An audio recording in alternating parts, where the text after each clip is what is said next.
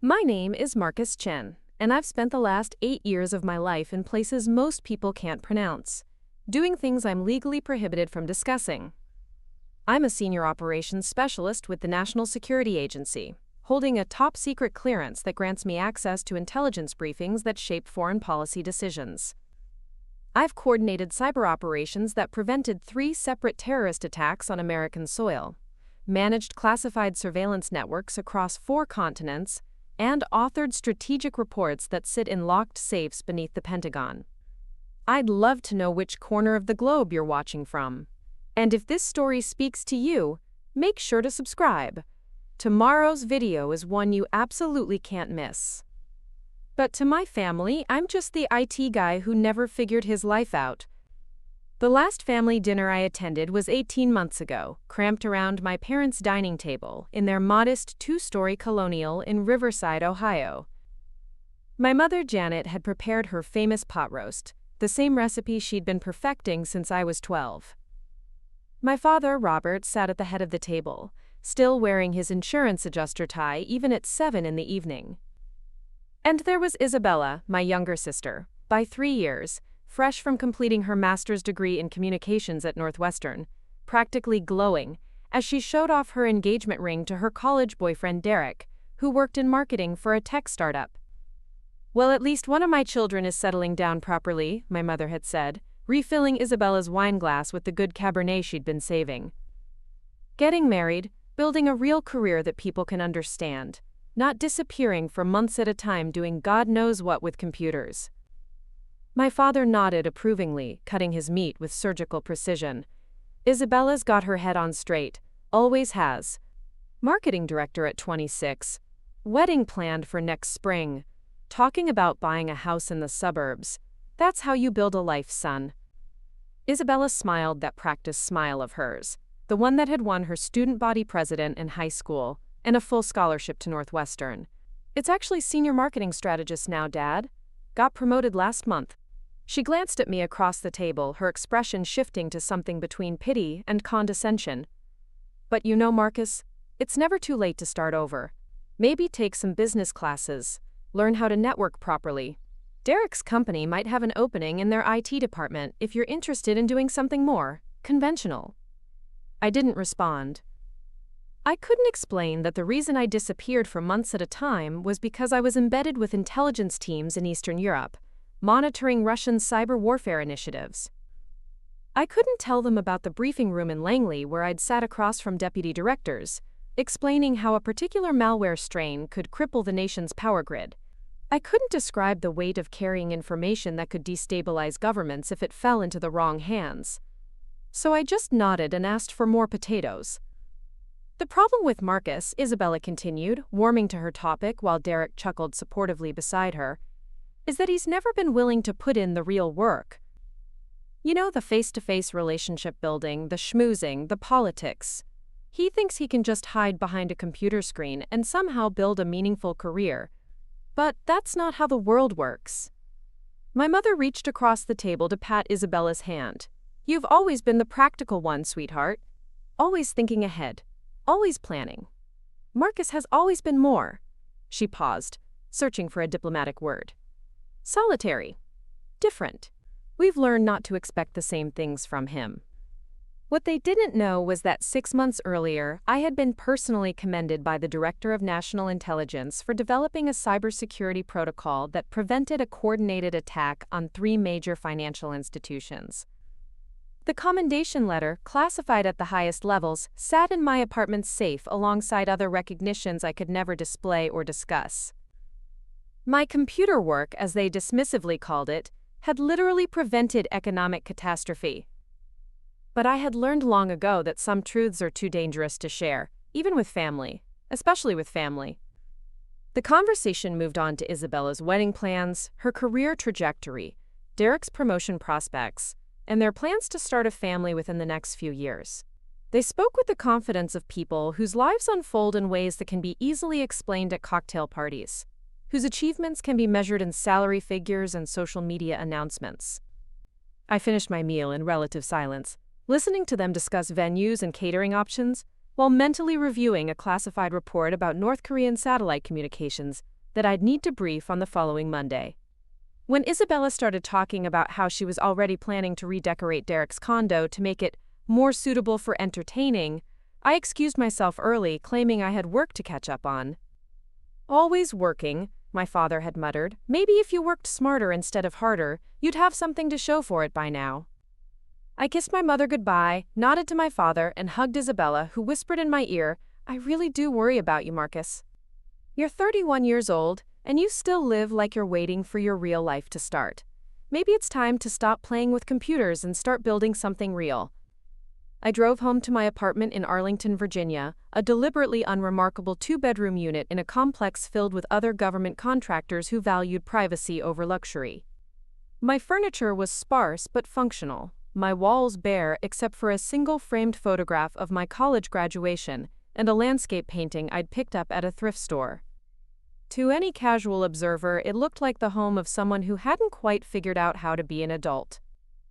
What they couldn't see was the sophisticated communication equipment hidden behind false panels in my bedroom closet, the secure phone line that connected directly to Langley, or the reinforced safe built into my bathroom floor that contained enough classified material to fill a small library.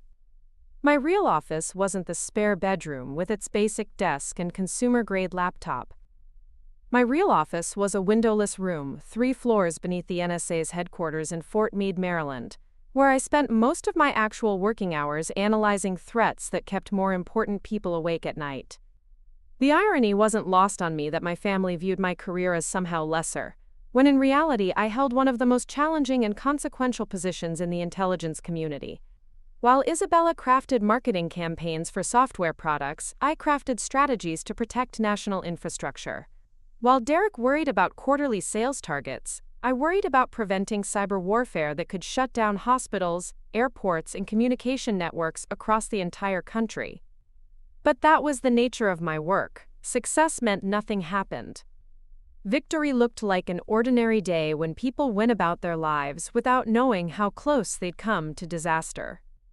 The most important work I'd ever done would never appear on any resume, never be celebrated at any dinner party, never earn me the kind of recognition that translated into family pride. So when I received the embossed invitation to Isabella's graduation ceremony at Northwestern, where she'd be receiving her master's in strategic communications with highest honors, I almost didn't go. The ceremony was scheduled for a Saturday morning in May, requiring a flight from Washington, D.C. to Chicago, a rental car, a hotel room, and an entire weekend away from work that would need to be carefully coordinated with my security clearance requirements. But something about the invitation nagged at me. Maybe it was the formal wording, clearly written by Isabella herself rather than our parents. Maybe it was the way she'd hand-addressed the envelope in her perfect script, taking care to spell out my full name and military-style apartment number.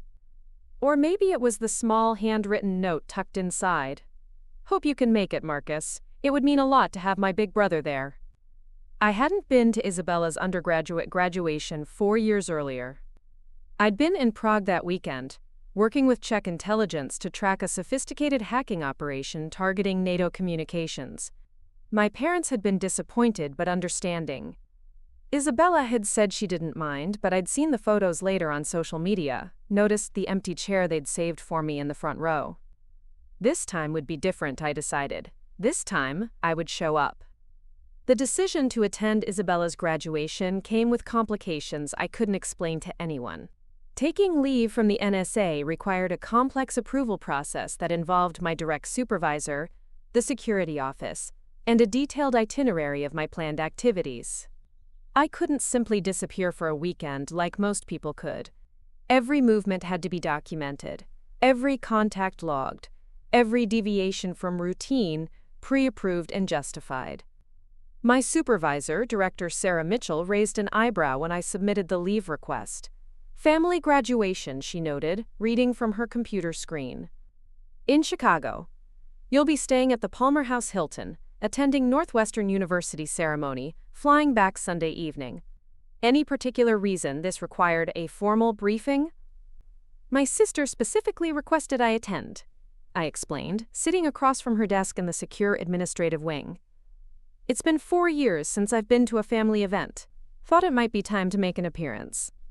Sarah leaned back in her chair, studying me with the analytical gaze that had made her one of the youngest division directors in NSA history. Marcus, you've turned down Christmas dinners, birthday parties, and wedding invitations for the past 3 years. What makes this different?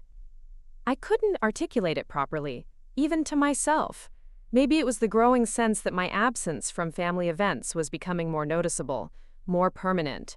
Maybe it was the realization that my parents were getting older, my father's hair grayer each time I saw him, my mother's movements slightly stiffer.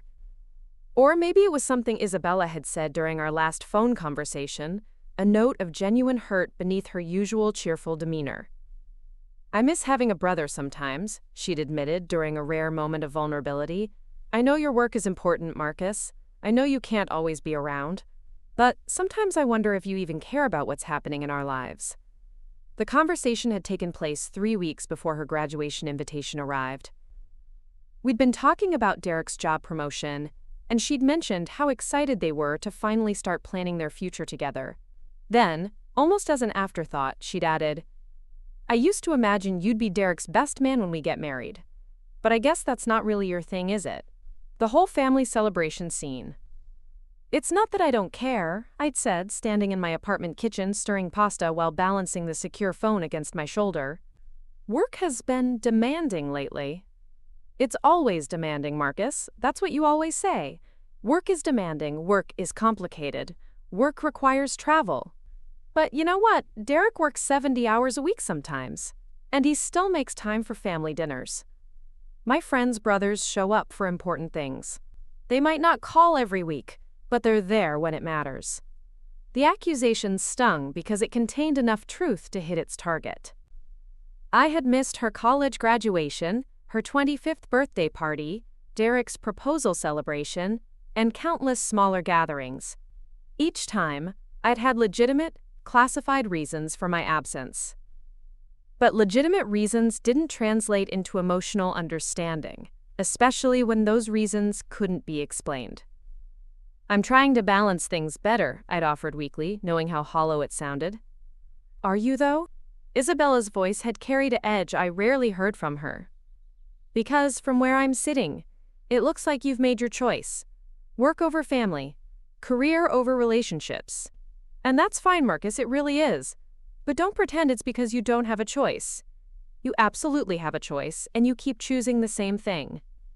The conversation had ended cordially enough, but her words had lingered. 3 weeks later, when the graduation invitation arrived with her handwritten note, I decided she was right. I did have a choice, and for once, I would choose differently. My parents' reaction to my attendance announcement was telling in its restraint. My mother's voice over the phone carried surprise, masked as pleasure. Oh, how wonderful, Marcus. Isabella will be so happy. We weren't sure if you'd be able to make it, what with your work schedule and everything. I cleared my calendar, I said, which was technically true, though clearing my calendar had involved rescheduling 2 classified briefings, arranging coverage for an ongoing surveillance operation, and filing enough paperwork to justify a short novel. Well, that's just wonderful, my mother repeated. Your father will be pleased. He was just saying the other day how we haven't all been together for something happy in such a long time. Isabella's worked so hard for this degree, and she's done so well. Magna cum laude, you know. And she's already got 3 job offers from top agencies in Chicago. One of them is even willing to wait until after her honeymoon to start. The pride in my mother's voice was unmistakable, the kind of uncomplicated joy that came from watching a child succeed in ways that could be easily understood and celebrated. Isabella's achievements were quantifiable, shareable, the kind of accomplishments that translated well into holiday newsletters and social media posts. Master's degree with honors, multiple job offers, engagement to a stable, successful man, plans for a house and children, and a future that could be mapped out in conventional milestones. That's great, I said, and meant it. Despite everything, I was genuinely proud of Isabella's academic success. She'd always been driven, always been smart, always been willing to put in the work required to excel. The fact that her chosen field allowed for public recognition didn't diminish her achievements.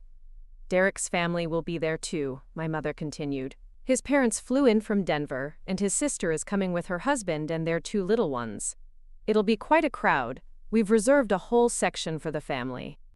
I could picture it clearly. 2 families gathering to celebrate a shared future. Grandparents cooing over existing grandchildren while anticipating more. Conversations about wedding plans and career prospects and vacation homes. The kind of normal family celebration that filled Instagram feeds and created lasting memories. And then there would be me, the odd man out, with no spouse to introduce, no children to show off, no easily explained career trajectory to discuss. Just the vague government work explanation that satisfied no one and invited uncomfortable questions I couldn't answer. I'm looking forward to it, I said, which was both true and terrifying. The week leading up to the ceremony was particularly intense at work. A new intelligence report suggested increased cyber activity from several hostile nations, requiring additional analysis and extended hours in the secure briefing rooms.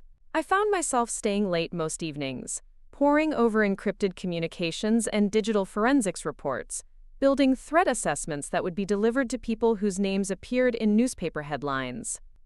On Thursday evening, 2 days before my flight to Chicago, I received a call from Isabella.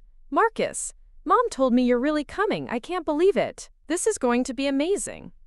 Her excitement was infectious, and for a moment I allowed myself to feel optimistic about the weekend ahead. "Wouldn't miss it," I said. "Congratulations, by the way. Magna cum laude is no small achievement."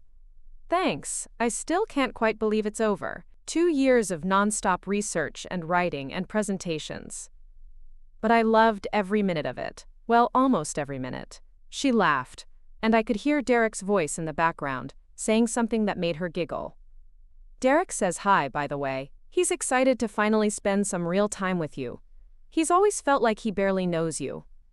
"Looking forward to meeting him properly," I said, which was only partially true. Derek seemed like a decent enough guy from our brief interactions, but I'd always felt the subtle tension that came with being evaluated by my sister's boyfriend, measured against whatever standard he'd set for potential in-laws. "Oh, and Marcus?" Isabella's voice took on a slightly different tone.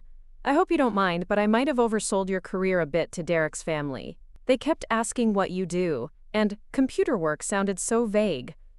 So I might have said you're in cybersecurity for the government, which isn't technically wrong, right?" I paused, considering the implications. "What exactly did you tell them?" "Just that you work in cybersecurity, that it's classified stuff so you can't talk about it much, but that it's really important work." Derek's dad was super impressed. He used to work in IT before he retired, so he gets how complicated that field can be. "Isabella, I know, you don't like talking about work, but they kept asking, and I didn't want them to think you were just some random tech support guy, you know? You're my brother. I want them to know you're successful too." The protective note in her voice caught me off guard. Despite our differences, despite her frustration with my absences, and her inability to understand my career choices, she was still looking out for me in her own way, still trying to present me in the best possible light to people who mattered to her. "It's fine," I said. "Just try to keep the details vague." "Of course. See you Saturday morning. I can't wait." As I hung up the phone, I realized I was walking into a situation even more complex than I'd anticipated. Isabella's well-meaning embellishment of my career would inevitably lead to questions I couldn't answer, expectations I couldn't meet, and conversations I'd have to navigate carefully without revealing anything that could compromise national security. But for the first time in years, someone in my family was trying to make me look good instead of explaining away my shortcomings. Even if she didn't understand what I actually did, she was proud enough to want others to be impressed. It was a small thing, but it felt significant as I began packing for a weekend that would change everything. Northwestern University's campus in Evanston looked like something from a postcard that Saturday morning in May. Lake Michigan stretched endlessly to the east, its surface catching the early sunlight like scattered diamonds. The graduation ceremony was being held in Ryan Field, the football stadium transformed for the occasion, with thousands of folding chairs arranged in precise rows across the artificial turf. Purple and white banners hung from every available surface, and the air buzzed with the excitement of families gathering to celebrate years of hard work finally paying off. I arrived at the Palmer House Hilton in downtown Chicago Friday evening, checking into a room that overlooked the bustling streets below. The contrast between this world and my usual environment was stark. Here, everything was public, celebratory, designed for sharing and displaying joy. In my normal life, success was measured in silence, in things that didn't happen, in threats that never materialized because they'd been quietly neutralized before anyone knew they existed. My phone rang as I was reviewing the ceremony schedule Isabella had sent me. The caller ID showed my secure work line, which immediately put me on alert. Weekend calls on the classified line meant something significant was developing. "Chen," I answered. "Marcus, it's Director Mitchell. I know you're on leave, but I need to brief you on a developing situation. Nothing that requires you to return, but something you should be aware of in case circumstances change." I sat on the edge of the hotel bed, suddenly focused in a way that had nothing to do with graduation ceremonies. "I'm listening." "We've intercepted chatter suggesting a coordinated cyber attack on financial institutions is being planned for Monday morning. 3 major banks, all with significant ties to international markets. If successful, it could trigger a domino effect that extends far beyond U.S. borders." My mind immediately shifted into analysis mode. Sophistication level? Hi, this isn't script kiddie stuff. We're looking at state-sponsored actors with advanced persistent threat capabilities. The attack vectors they're planning to use are variations of the protocols you helped develop countermeasures for last year. I stood and began pacing the small hotel room, my personal weekend suddenly feeling trivial in comparison to potential national economic disaster. "Do we have identification on the actors?" "Working on it. But Marcus, here's why I'm calling you specifically. The preliminary forensics suggest they may have inside knowledge of our defensive systems. Someone with high-level access has been feeding them information about our cybersecurity infrastructure." The implication hit me immediately. "You think we have a mole?"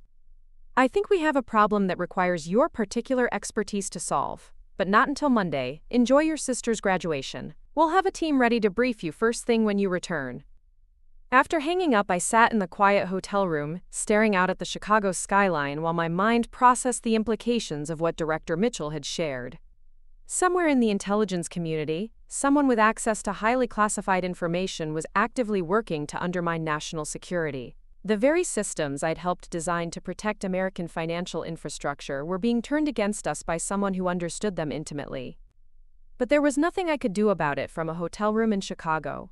And for the first time in my career, I made a conscious decision to compartmentalize completely. This weekend belonged to my family, to Isabella's achievement, to the normal world of graduation ceremonies and family photographs. Monday would come soon enough. Saturday morning dawned clear and warm, perfect weather for an outdoor ceremony. I dressed carefully in a navy blue suit and conservative tie, the kind of outfit that suggested success without drawing attention. It was a skill I'd perfected over years of attending classified briefings, where blending in was more important than standing out. The campus was already bustling with activity when I arrived at 9 a.m., 3 hours before the ceremony was scheduled to begin. Families moved in clusters, graduates in purple robes posing for countless photographs, vendors selling Northwestern memorabilia from temporary booths. The energy was infectious, a celebration of achievement and possibility that felt genuinely uplifting. I found my family's designated meeting spot near the student center, where my parents had claimed a picnic table under the shade of an enormous oak tree. My mother spotted me first, waving enthusiastically as I approached. "Marcus, you made it! You look so handsome!" She hugged me tightly and I caught the familiar scent of her perfume, the same one she'd worn for as long as I could remember. "Your father's saving seats for everyone. We got here early to make sure we had a good view." My father stood and shook my hand firmly, his grip still strong despite his 68 years. "Good to see you, son. Isabella's been talking about nothing else all week. She's over getting ready with the other graduates." As if summoned by his words, Isabella appeared from behind a nearby building, radiant in her graduation gown with her honors cords draped around her neck. Her face lit up when she saw me, and she rushed over for a hug that lifted her slightly off the ground. "I can't believe you're actually here," she said, laughing as I set her back down. "This is perfect. This is exactly how I wanted today to be." "Congratulations," I said, meaning it completely. "You look incredible. Very official." "Feel free to take about 1,000 pictures," she said, striking an exaggerated pose. "I've worked too hard for this degree not to document it properly." As we walked toward the stadium together, Isabella chatted excitedly about the ceremony, pointing out various landmarks and sharing stories about her favorite professors and most challenging classes. Her enthusiasm was genuine and infectious, reminding me of why I'd always admired her drive and determination. "Oh, there's Derek's family," she said suddenly, waving toward a group of people gathered near the stadium entrance. "Come meet everyone properly." Derek's parents, James and Patricia Wilson, were exactly what I'd expected. Well-dressed, friendly, the kind of people who projected quiet prosperity and conventional success. Derek's sister, Amanda, had brought her husband and 2 young children, a boy and girl who were already fidgeting in their miniature formal wear. "This is my brother Marcus," Isabella announced proudly, "the cybersecurity expert I told you about." James Wilson's face immediately brightened with interest. "Ah, the government computer specialist. Derek mentioned you work in classified areas. That must be fascinating work." "It has its moments," I replied carefully, shaking his hand. "Mostly it's a lot of analysis and problem solving, not as exciting as it sounds in movies." "Still, cybersecurity is such an important field these days," Patricia added, "with all the hacking and digital threats we hear about in the news. You must sleep well at night knowing you're helping protect people." The irony of her comment wasn't lost on me. At that very moment, I was aware of a potential cyber attack that could destabilize the global economy, planned by adversaries who had somehow gained access to classified defensive systems. The threats weren't abstract concepts I read about in briefings. They were immediate, personal, and potentially catastrophic. "It's rewarding work," I said simply. Derek appeared then, looking handsome and confident in his graduation guest attire. He clapped me on the shoulder with the kind of casual familiarity that suggested he was comfortable claiming his place in our family. "Marcus, great to see you, man. Isabella's been so excited about you being here, she talks about you all the time." "All good things, I hope," I said. "Mostly," Derek grinned, "though she does complain that you're impossible to get hold of. Says calling you is like trying to reach the president." Isabella laughed and linked her arm through Derek's. "That's because Marcus is very important and very busy. He probably has to get special permission just to attend civilian events like this." Her tone was playful, but there was an undertone of pride that surprised me. She was showing me off, presenting me to Derek's family as someone significant, someone worth impressing.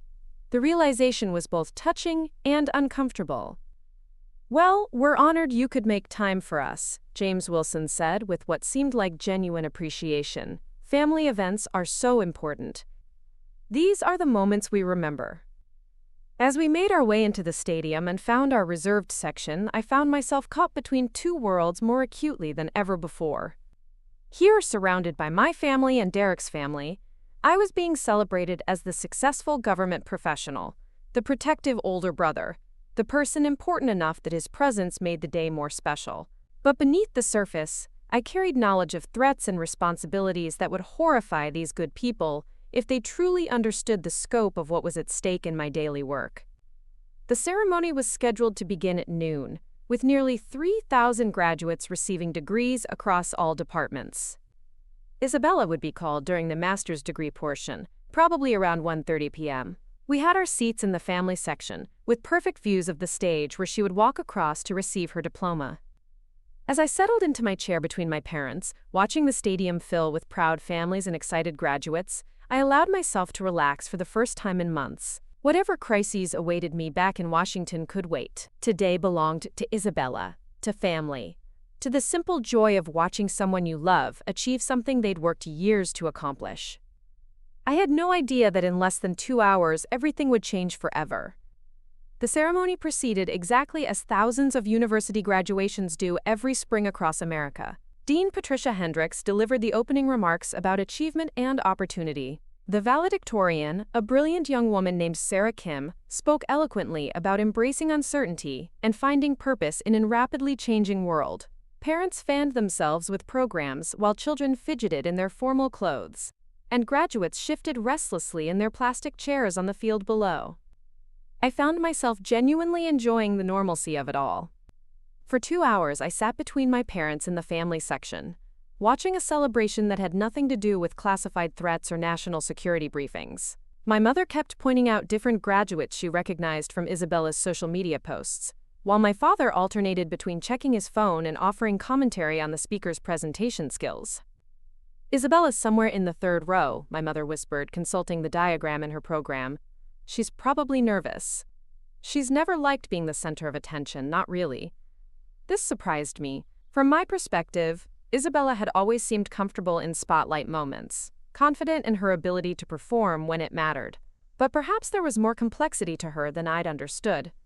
At 1:15 p.m., the dean announced the beginning of the master's degree presentations. The graduates began filing onto the stage in alphabetical order, each one pausing to shake hands with university officials before receiving their diploma and moving the tassel on their mortarboard from right to left. The process was methodical, dignified, and slightly monotonous in the way that all formal ceremonies tend to be. Derek's father leaned over to me during a brief lull. "This must be quite different from your usual Saturday," he said with a friendly smile. "I imagine your weekends are probably pretty quiet, given the intensity of your work week." "Actually, this is perfect," I replied honestly. "It's nice to focus on something completely positive for a change." "Isabella mentioned that your work involves a lot of crisis management," Patricia Wilson added from Derek's other side. "That must be incredibly stressful. How do you decompress from that kind of pressure?" Before I could formulate a diplomatic response, the dean's voice echoed across the stadium. "Isabella Chen Whitaker, Master of Public Policy, magna cum laude." My family erupted in cheers. My mother stood up, clapping enthusiastically. My father whistled through his fingers, and Derek pumped his fist in the air like his team had just scored a touchdown. I found myself grinning as Isabella walked confidently across the stage, her smile radiant as she shook hands with each official and accepted her diploma. "That's my daughter," my mother called out, loud enough for several nearby families to turn and smile approvingly. Isabella paused at the edge of the stage and waved in our direction, clearly spotting our section despite the crowd. The photographer captured the moment perfectly, and I could already imagine this image framed on my parents' mantelpiece alongside all her other achievement photos. As she walked down the stage steps, still beaming, something unexpected happened. Instead of returning directly to her seat with the other graduates, Isabella walked toward the edge of the field where the family sections began. She was heading straight for us, her diploma held high, her mortarboard slightly askew from her enthusiastic wave. "What's she doing?" Derek asked, standing up to get a better view. Isabella reached the low barrier that separated the field from the stadium seating and called up to our section. "Marcus, come down here, I want a picture with my big brother." The request caught me completely off guard. Individual photos with family members weren't part of the standard ceremony protocol, and several ushers were already moving in her direction, probably to guide her back to her assigned seat. "Go on," my mother urged, giving me a gentle push. "She wants you in the picture. How sweet is that?" I felt oddly self-conscious as I made my way down the stadium steps toward where Isabella waited. Other families were watching, some with amused smiles at what they probably saw as a charming family moment. Isabella was practically bouncing on her toes with excitement, holding her diploma like a trophy. "I can't believe you actually came," she said as I reached the barrier. "This is the best graduation gift ever." "Derek, get down here too. I want a picture with both my guys." Derek vaulted over the low barrier with athletic ease, wrapping his arm around Isabella's waist as she positioned herself between us. "Someone take our picture!" She called out to the assembled families, and immediately 6 different phones appeared, all aimed in our direction. "Say Northwestern," called out Derek's sister Amanda, holding up her camera. As we posed there on the edge of the field, Isabella suddenly turned to me with a mischievous grin. "You know what, Marcus? I'm feeling bold today. Tell everyone what you really do for work. Derek's family thinks you're just some generic IT guy, but I know better. Tell them about the classified stuff." The request made me immediately uncomfortable. "Isabella, that's not really appropriate." "Oh, come on," she continued, her voice carrying across the nearby family sections as parents strained to hear what was clearly becoming an interesting conversation. "Don't be so modest. My brother, she announced loudly, turning to address Derek's family and several other nearby groups, works for the National Security Agency. He's got higher security clearance than most generals. He's probably saved the country like 6 times and can't tell anyone about it. I felt the blood drain from my face.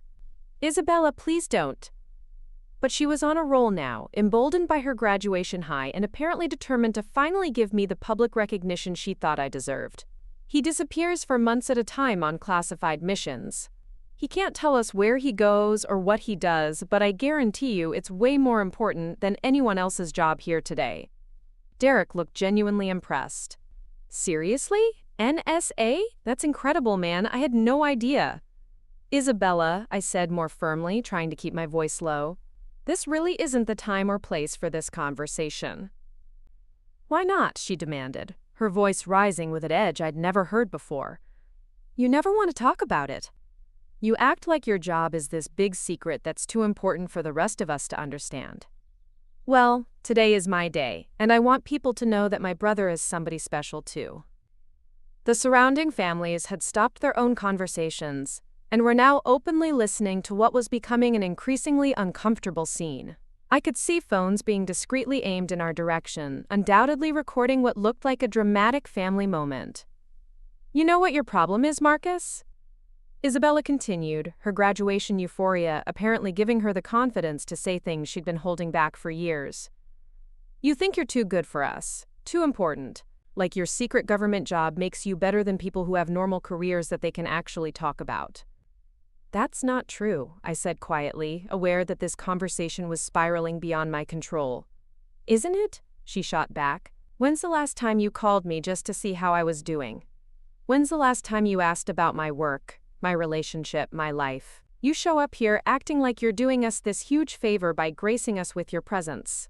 But you can't even be bothered to celebrate my achievements without making it about how mysterious and important your job is. The accusations stung because it contained kernels of truth I didn't want to examine. My work had become a convenient excuse for emotional distance, a way to avoid the messy complications of family relationships by hiding behind the legitimate demands of national security. Isabella, I think you're being unfair, Derek interjected, clearly uncomfortable with the direction the conversation was taking. Am I? She turned to him with tears starting to form in her eyes. Do you know what it's like having a brother who treats you like you're not important enough to be trusted with basic information about his life? Who makes you feel like your accomplishments don't matter because his work is classified and mysterious? The crowd around us had grown larger, drawn by the raised voices and obvious family drama. I could see my parents making their way down from the stands, their faces showing concern and embarrassment in equal measure. That's when I heard it. A low, rhythmic sound that cut through the ambient noise of the crowd like a blade. At first, it was barely perceptible, just a vibration in the air that made people glance around uncertainly. Whoop, whoop, whoop, whoop. The unmistakable sound of helicopter rotors. Isabella was still talking, something about how I'd never supported her dreams, but her words were becoming background noise as I focused on the approaching aircraft. The sound was growing louder, more distinct, coming from the east over Lake Michigan. Other people were starting to notice now. Heads turned skyward, conversations paused, and children pointed excitedly at the horizon, where a dark shape was growing larger against the afternoon sky. What is that? Someone asked. The helicopter appeared over the stadium like something from another world. It was a UH-60 Blackhawk, military green with U.S. Army markings clearly visible on its sides. It flew low and fast, its rotors creating a thunderous noise that drowned out all conversation and sent programs and loose papers swirling across the stadium. Holy shit, Derek breathed, his voice barely audible over the rotor noise. The Black Hawk circled the stadium once, its presence so unexpected and dramatic that the graduation ceremony came to a complete halt. Graduates stood up from their chairs on the field, pointing and shouting to each other. Parents grabbed their children and moved back from the edges of the stands. The dean and other university officials clustered together on the stage, clearly having no idea how to respond to this unprecedented interruption. The helicopter began to descend, aiming for the large patch of open grass beyond the end zone where equipment trucks had been parked earlier in the day. The downdraft from its rotors created a small tornado of debris, forcing everyone to shield their eyes and hold onto their hats. As the Black Hawk touched down with precision that spoke of military training, Isabella's mouth fell open. The argument we'd been having suddenly seemed trivial compared to the surreal scene unfolding before us. The side door of the helicopter slid open, and two figures in military fatigues jumped out. Even from a distance, I could see the purposeful way they moved, the practiced efficiency of soldiers on a mission. They began jogging across the field toward where we stood, and as they got closer, I recognized the lead figure. It was Colonel James Morrison, my direct superior at the NSA's Cyber Operations Division. "Marcus Chen!" His voice cut through the noise of the idling helicopter as he approached our group. "Sir, we need you to come with us immediately. National security priority override." The entire stadium had gone silent except for the helicopter rotors. Thousands of people stood frozen, watching this impossible scene unfold like something from a movie. Isabella stared at me with an expression I'd never seen before. Not anger, not hurt, but something approaching awe. "Who are you?" she whispered. Colonel Morrison didn't wait for pleasantries. "Agent Chen, the situation has escalated beyond our initial assessment. We've identified the source of the breach, and it's worse than we thought." I felt the familiar shift in my mental state, the immediate transition from civilian mode to operational awareness that had been trained into me over years of crisis response. How bad? The financial attack isn't just planned for Monday, it began 3 hours ago. Eastern Seaboard banks are already reporting anomalous activity in their wire transfer systems. We need you at Fort Meade immediately to coordinate the response. The words hit me like a physical blow. While I'd been sitting in a graduation ceremony celebrating my sister's academic achievement, a coordinated cyber assault on American financial infrastructure had already begun. The very scenario Director Mitchell had briefed me about was unfolding in real time, and I was 90 minutes away from my command center. "Understood," I said, my voice automatically adopting the crisp, professional tone that signaled I was no longer someone's brother or family member. I was Senior Operations Specialist Chen, NSA Cyber Division, and people's life savings were being threatened by hostile foreign actors. Isabella stepped back, her face pale. "Marcus, what's happening? What are they talking about?" Colonel Morrison glanced at her briefly, then back to me. "Sir, we have a bird standing by for immediate transport to Andrews Air Force Base. From there, direct flight to Fort Meade. Estimated arrival time at Command Center, 16:30 hours." The precision of his language, the military bearing, the obvious urgency. It was painting a picture for my family that I'd never intended them to see.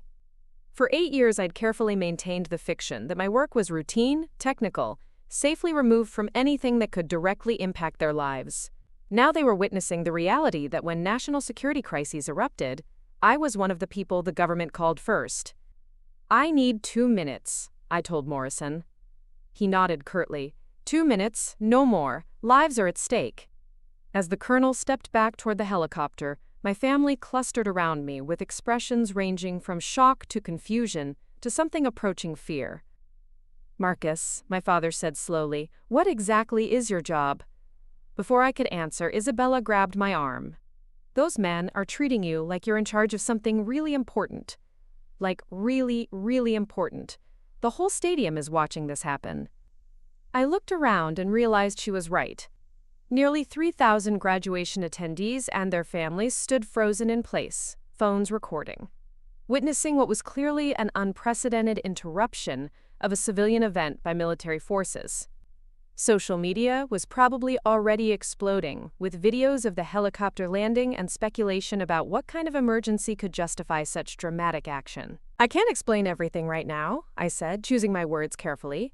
"But my work involves protecting critical national infrastructure from cyber attacks. Right now, that infrastructure is under assault, and I'm part of the team responsible for stopping it." Derek stared at me with new understanding. "You're talking about banks, aren't you? Power grids, hospitals, that kind of infrastructure?" I nodded grimly, among other things. My mother's hand flew to her chest. "Oh my God, Marcus, we had no idea. When you said government computer work, we thought you meant, I don't know, updating websites or something." "That's the point, Mom." It's classified because if people knew the scope of the threats we deal with daily, it would cause panic. Most of the time, we handle these situations quietly, without anyone knowing how close they came to disaster. Isabella was staring at me with an expression I couldn't read. "How many times?" she asked quietly. "What? How many times have you saved people? Like, actually prevented something terrible from happening?" I hesitated. The honest answer was classified information that I couldn't share, even with family. But the look in her eyes suggested she needed some version of the truth. "More than you'd want to know," I said finally. Colonel Morrison's voice cut through our conversation. "Agent Chen, we need to move now." As I turned toward the helicopter, Isabella suddenly grabbed my sleeve. "Wait, Marcus, there's something I need to tell you. Something about Derek's company." I paused, my hand already reaching for the phone to begin coordinating with my team during the flight. "What about it?" "Derek's startup, the one I mentioned that does marketing for tech companies, they've been working on a contract with some financial services firm. Something about improving their digital communication systems." She looked at Derek with sudden uncertainty. "What was the name of that company again? The big client you've been so excited about?" Derek's face had gone pale. "Isabella, I don't think this is the time." "What company?" I pressed, my voice taking on an edge that made both of them step back. "Meridian Financial Solutions," Derek said reluctantly. "They hired us 6 months ago to redesign their internal communication protocols and client interface systems. It's been our biggest contract ever." The name hit me like ice water. Meridian Financial Solutions was one of the 3 primary targets in the cyber attack that was currently unfolding. And Derek's marketing company had been working on their internal systems for 6 months, with access to network architecture, security protocols, and system vulnerabilities. "Derek," I said very carefully, "what exactly did your work involve? What kind of access did you have to their systems?" "We were hired to improve user experience and streamline their digital communications. We had to understand their existing infrastructure to make recommendations for improvements. They gave us pretty extensive access to their network architecture, security schemas, user databases." Derek trailed off as he saw the expression on my face. "Oh God," he whispered. "Are they one of the banks being attacked?" I didn't answer directly, but my silence was confirmation enough. Isabella's hand flew to her mouth as the implications began to sink in. "Marcus," she said slowly, "if Derek's company had access to Meridian's systems and someone wanted to attack those systems, they'd need inside information about vulnerabilities, security protocols, and network architecture," I finished grimly. "The kind of detailed intelligence that would be available to companies contracted to improve those very systems." Colonel Morrison appeared on my shoulder.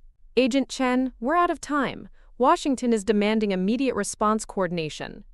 I nodded but held up one finger. Turning back to Derek, I asked the question that could potentially unravel everything. "Who else at your company had access to the Meridian contract? Who could have seen the system architecture files?"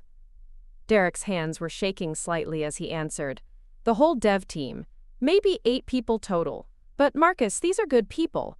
I've worked with most of them for 2 years. They wouldn't." "I need names," I said flatly. "All of them. And I need to know if anyone has had unusual contact with foreign nationals, unusual travel patterns, or sudden lifestyle changes that don't match their salary level." Isabella was staring at Derek with growing horror. "You think someone Derek works with is helping the attackers?" "I think someone with legitimate access to Meridian systems provided intelligence that made this attack possible," I said. "And right now, your boyfriend's company is the most obvious source of that intelligence." Derek looked like he was going to be sick. "Marcus, I swear to you, I had no idea. We thought it was just a routine marketing contract. We never imagined—" "That's exactly what makes it the perfect cover," I interrupted. "A legitimate marketing firm with a legitimate contract, providing legitimate access to sensitive systems. If someone on your team is working for foreign intelligence, they've been using your company as an unwitting front for espionage." The helicopter rotors began spinning faster, indicating that the pilot was preparing for immediate departure. I had to make a decision that went against every protocol I'd ever learned.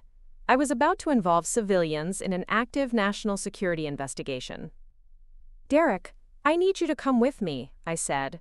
"What?" both he and Isabella said simultaneously. "You know your team better than anyone.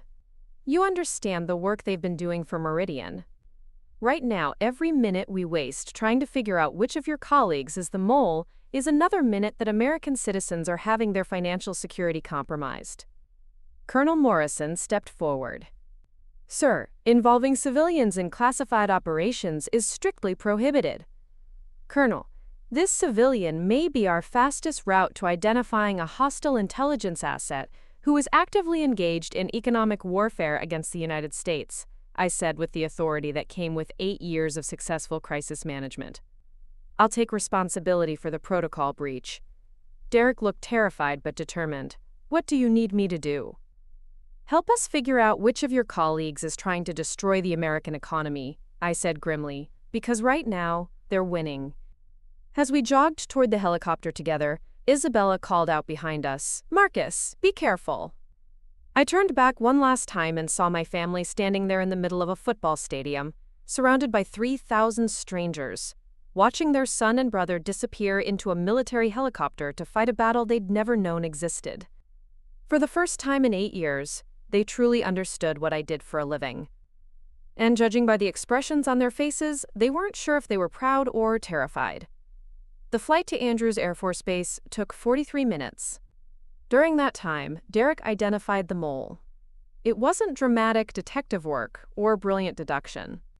It was the simple act of someone who knew his colleagues intimately being asked the right questions by people trained to identify threats to national security. "Ryan Martinez," Derek said, his voice barely audible over the helicopter rotors as we flew southeast toward Washington. "He joined the company 8 months ago, right before we landed the Meridian contract. Said he was relocating from San Francisco for a fresh start after a bad breakup." I was already typing notes into my secure tablet, coordinating with the investigative team at Fort Meade. "What made you think of him specifically?" "The questions you asked about lifestyle changes. Ryan drives a Tesla Model S, wears expensive watches, takes weekend trips to New York and Miami. Always paid for everything in cash. Said he was good at cryptocurrency investments." Derek shook his head with obvious disgust at his own naivety.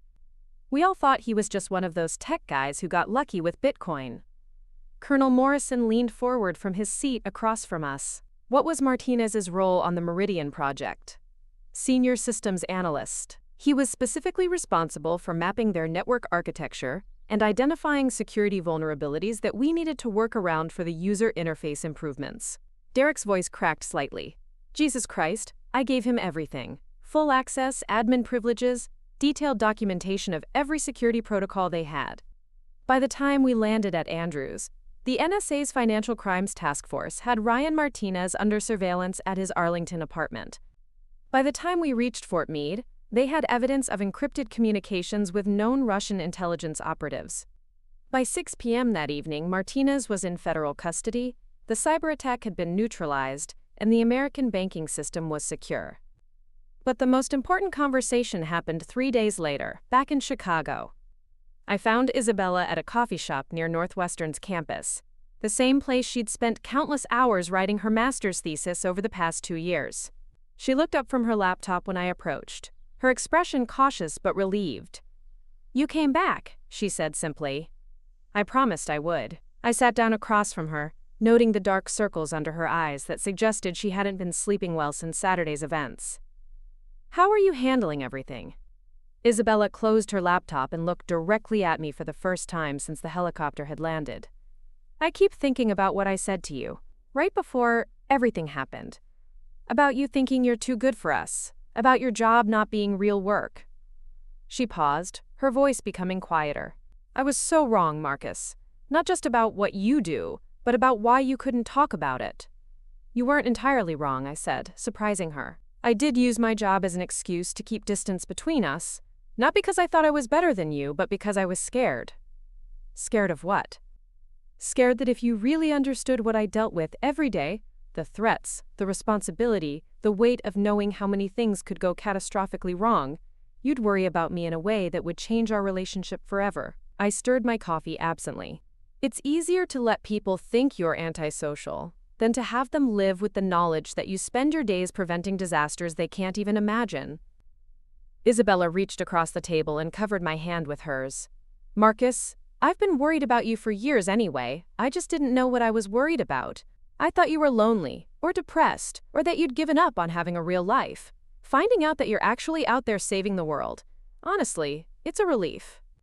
Even knowing that Derek's company was used as a front for Russian intelligence, that someone you both trusted was actively working to damage our economy?